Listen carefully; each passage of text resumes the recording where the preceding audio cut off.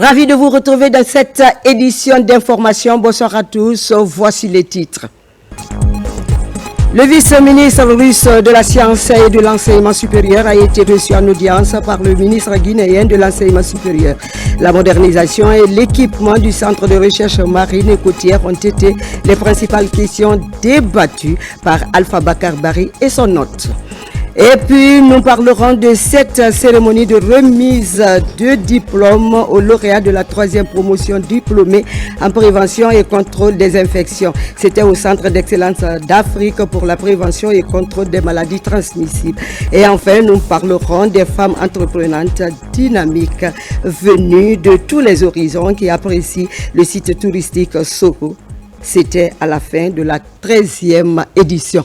Bonsoir et merci d'être avec nous. La coopération scientifique internationale est au beau fixe en Guinée. Le vice-ministre russe de Sciences et de l'Enseignement supérieur a été reçu par le ministre Alpha Bakar Barry de l'Enseignement supérieur. La modernisation et l'équipement du Centre de recherche marine et côtière de Guinée et la future Cité des sciences et de l'innovation ont été au centre des questions abordées par les deux parties. N'est-ce pas, Mounir Barry? On t'écoute. Le renforcement de la coopération scientifique internationale est au centre de discussion entre le ministre guinéen de l'Enseignement supérieur et le vice-ministre de la Science, de l'Enseignement supérieur de la Fédération de Russie. Les deux hommes, entourés d'experts guinéens et russes, échangent sur plusieurs questions liées à la redynamisation de la coopération scientifique. Министром Барри мы увидели, что у нас есть. Nous avons eu un dialogue très intéressant avec professeur Barry, avec monsieur le ministre.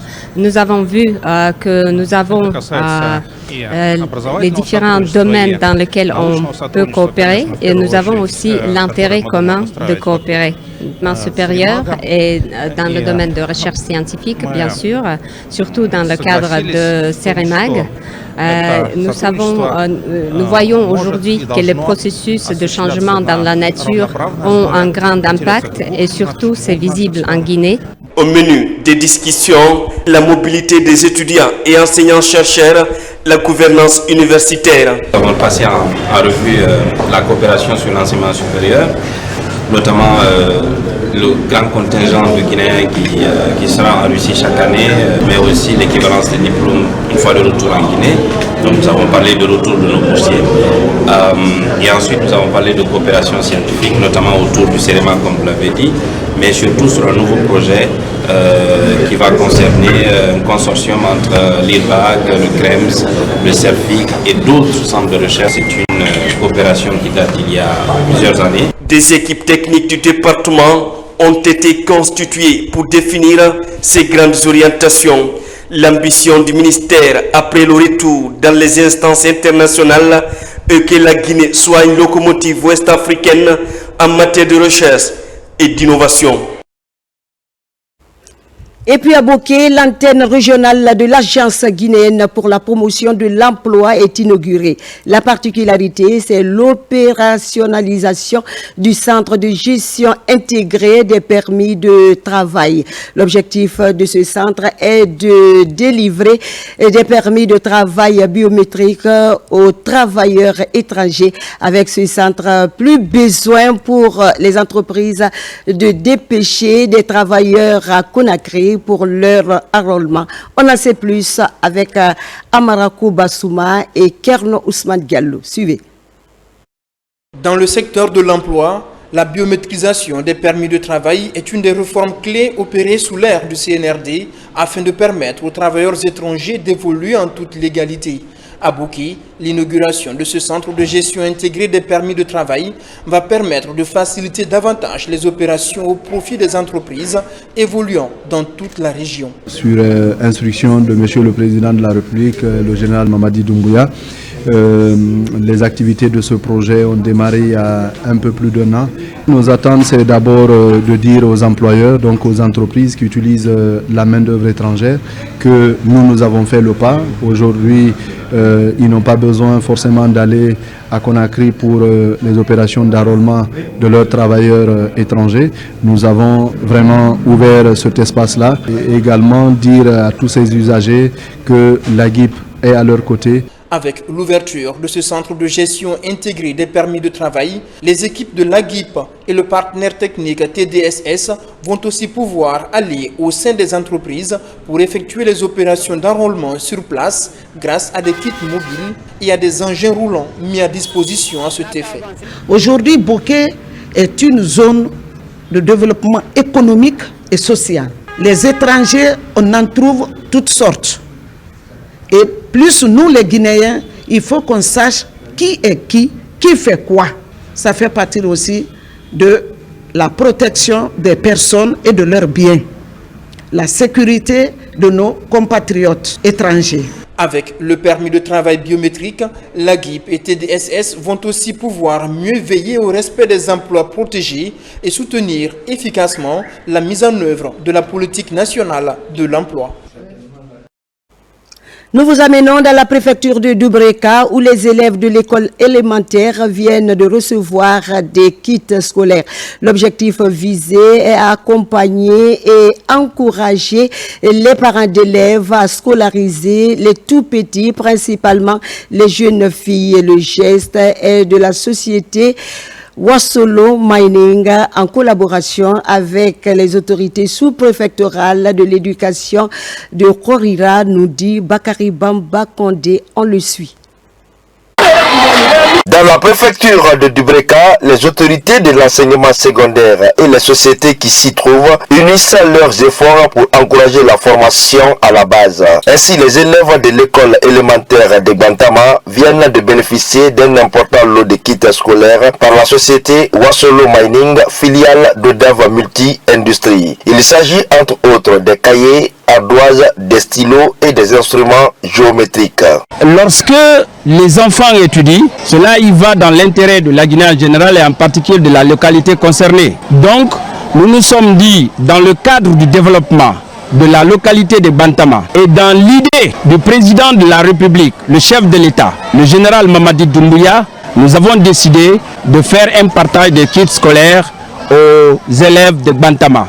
L'obtention de ces kits scolaires vient favoriser la formation et l'éducation de ces élèves du district de Bantama. Cependant, les responsables préfectoraux de l'éducation de Dubreka appellent à l'utilisation judicieuse de ce don tout en encourageant la scolarisation des enfants, en particulier les jeunes filles. Vraiment, on remercie la société Wasolo Mining pour ce majestueux cadeau qu'ils nous ont eu à faire avec les enfants. On souhaite de plus. Chaque année, l'école donne de bons produits. J'ai demandé à ce que l'école soit sécurisée, c'est-à-dire être dans une clôture. Et qui parle de la vie, parle de l'eau. S'il n'y a pas d'eau, il n'y a pas de vie. Donc j'ai demandé à l'entreprise de nous aider à avoir un fourrage. Je suis très content, comme les parents d'élèves. L'école élémentaire de Bantama est vieille de plusieurs années. Son extension et la formation continue des enfants de la localité dans un environnement sain est le souhait émis par les parents d'élèves, ce à court terme.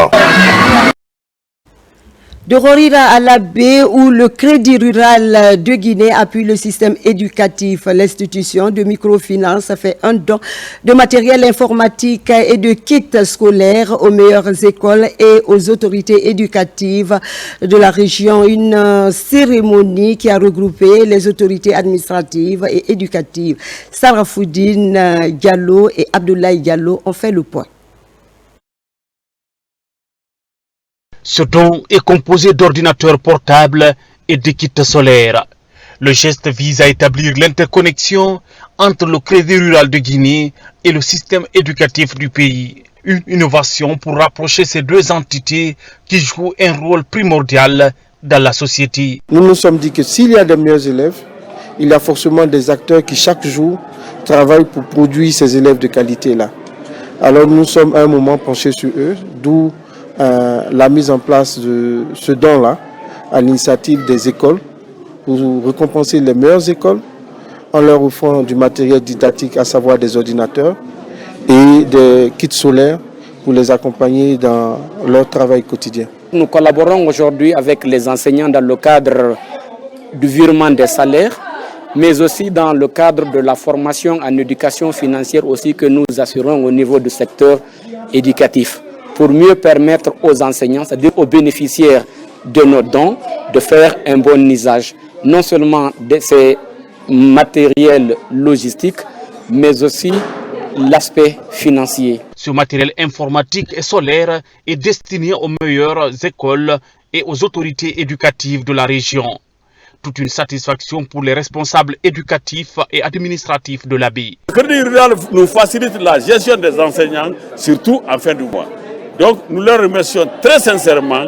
Et en plus de tout ça, maintenant, l'ordinateur dans les écoles, ça va permettre aux conseillers pédagogiques, ça va permettre aux chargés de planification de mieux gérer les dossiers des élèves et d'être à jour en matière de gestion administrative des établissements. Nous pouvons rassurer le Crédit Rural que ces outils seront bien gardés, bien utilisés pour que vraiment désormais les autres écoles qui aussi sont là pour qu'ils vraiment soient équipés avantageusement pour pouvoir aussi bénéficier de dons pareils. Créé par l'État guinéen il y a de cela 35 ans, le Crédit Rural de Guinée accompagne les populations rurales dans l'amélioration de leurs conditions de vie et de travail.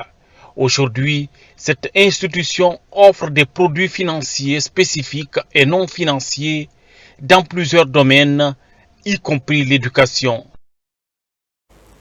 Et puis le Centre d'excellence d'Afrique pour la prévention et contrôle des maladies transmissibles a été le théâtre d'une cérémonie de remise de diplôme aux lauréates de la 3e cohorte diplômée en prévention et contrôle des infections.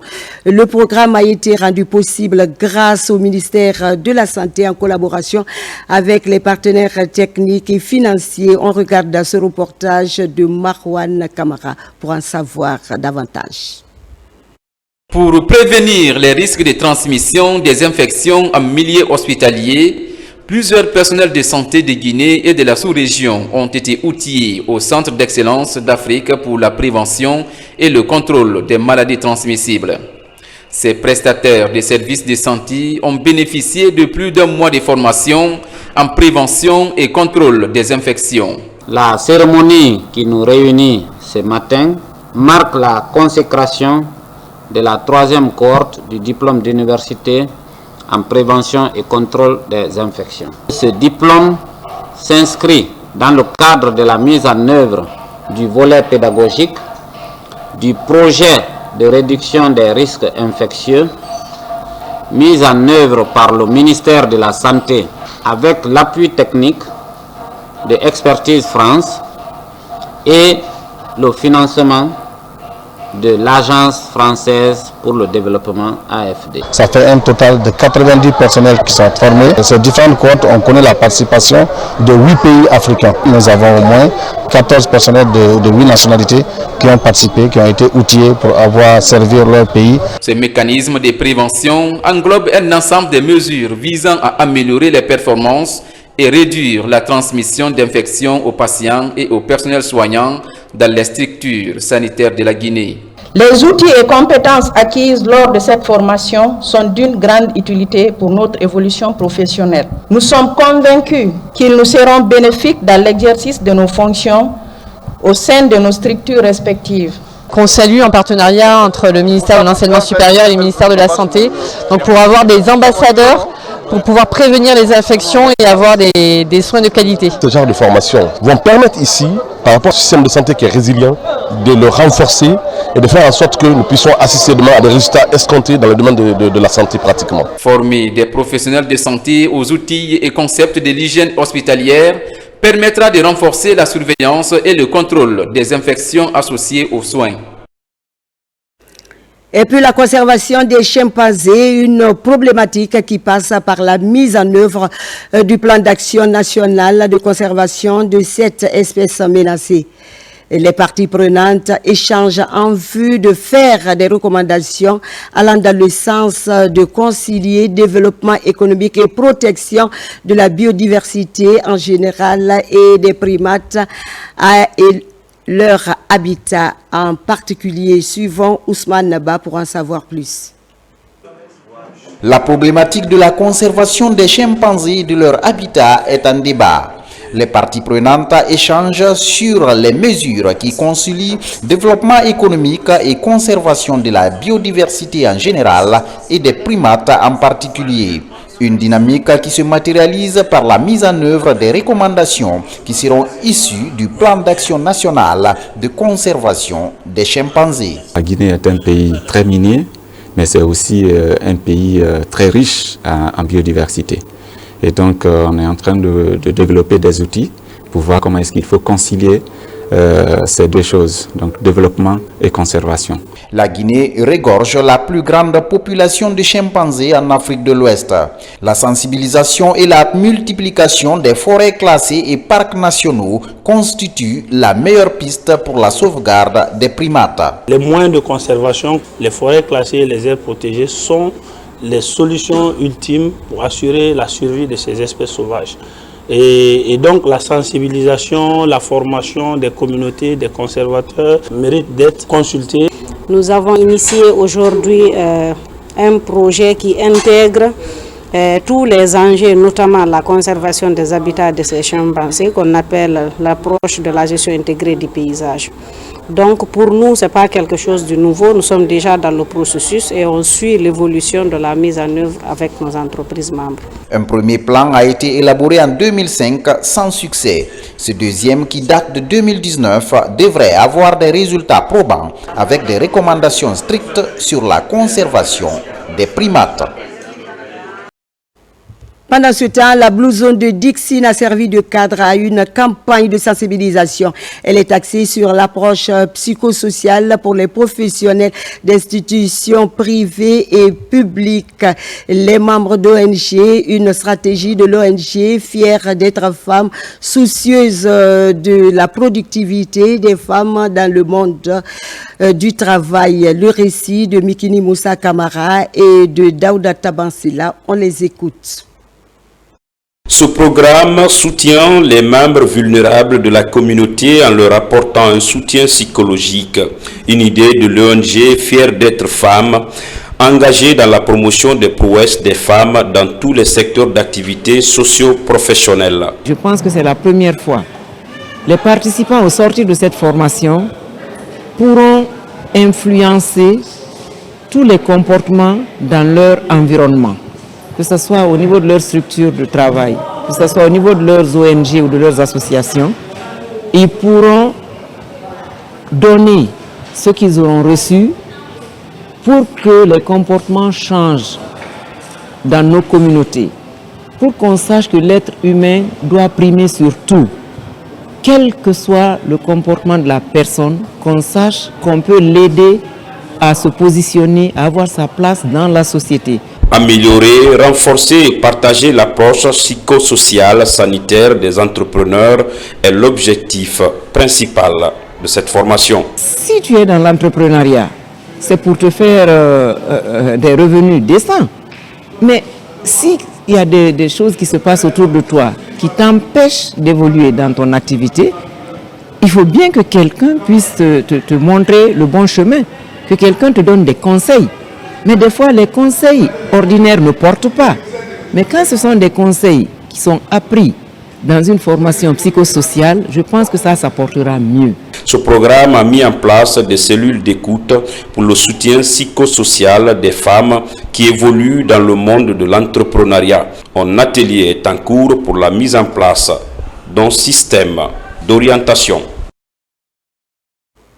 Et enfin, je le disais en titre, après la clôture de la 13e édition du Forum international des femmes entreprenantes dynamiques en Guinée, les femmes leaders venues des pays frères apprécient le site touristique Soro aux îles de Los. Le but est de vendre la destination touristique de la Guinée. N'est-ce pas, Mohamed de Camara? On t'écoute. Partir de rien pour devenir quelqu'un, c'est le slogan du FIED. Son ambition, mettre la lumière sur les femmes entrepreneurs de l'Afrique.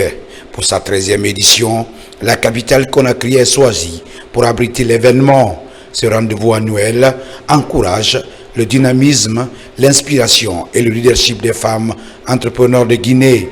Une volonté qui cadre si heureusement avec les ambitions des autorités du pays. La tenue du FIED en Guinée, de cette 13e édition du FIED en Guinée, c'est comme l'accomplissement de plusieurs sacrifices, la compensation de beaucoup de sacrifices qui ont été consentis à cet effet. Vous avez vu toutes ces éminentes personnalités qui nous sont venues d'ici et d'ailleurs, qui sont venues du monde arabe, des investisseurs, des partenaires.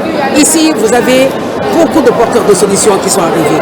Et je crois que les prochains jours nous en diront plus. C'est une initiative de perspective d'avenir pour les femmes. J'ai été très impressionné par la qualité des invités de l'Afrique, du monde, puisque le Canada, la France, la Côte d'Ivoire, le Tchad. Nous avons l'ancienne présidente de Centrafrique, Catherine Samba Panza. Donc, c'est un forum de haute facture, de haute qualité. Le FIED est une plateforme d'opportunités d'affaires. Elle apporte des solutions aux problématiques socio-économiques auxquelles les femmes sont confrontées à travers l'Afrique. Ce 13e Forum international des femmes entreprenantes et dynamiques reçoit les femmes d'affaires et entrepreneurs du monde pour un seul objectif, booster l'émancipation économique des femmes guinéennes. J'ai constaté qu'il y a une richesse terrible, soit une richesse humaine, soit une richesse naturelle. Il y a beaucoup ici des ressources naturelles, il y a les légumes, il y a les fruits, il y a tout ça. Et nous, on a le savoir-faire et on a les machines qui vont transformer ces produits, leur donner une valeur ajoutée. Mais vu que j'ai constaté tout à l'heure, il y a des femmes vraiment qui sont en train de lutter et des femmes compétentes. J'ai fait ce voyage-là uniquement pour venir prendre part de l'honneur de ce que, n'est-ce pas, le gouvernement fait pour honorer vraiment la femme pour tout ce qu'on est en train de faire par effort et aussi dans l'autonomisation de la femme. Donc je suis là pour le travail que j'ai mené par contribution comme patriotique de mon pays depuis plus de 4 ans. Et c'est pour vous dire qu'on a beaucoup fait pour les femmes pour qu'elles puissent être autonomes. Ce 13e Forum international des femmes entreprenantes et dynamiques va durer 4 jours avec pour thème le rôle des femmes dans la transformation de l'économie guinéenne. Des panels de haut niveau exclusivement réservés à la promotion de la guinéenne seront animés dans les prochains jours à Conakry. Et voilà qui me fait cette édition d'information à la réalisation. Yara Diallo, Safiatou Kondé, sous l'œil vigilant de l'équipe technique du jour. Merci de votre fidélité. Prochain rendez-vous à 17h, Inch'Allah. Gardez bien vos fauteuils. L'information continue sur la télévision nationale. Très bonne suite de programme à vous et bonsoir.